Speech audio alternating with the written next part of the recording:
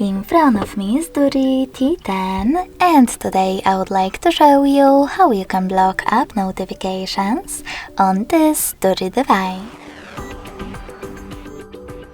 First of all, go into Settings and tap on Notifications.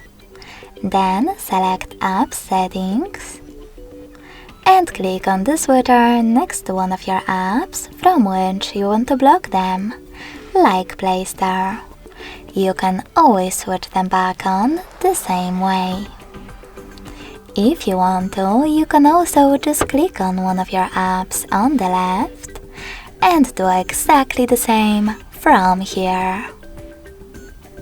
Thanks so much for watching. If you enjoyed this video, smash that like button, comment and subscribe. Bye!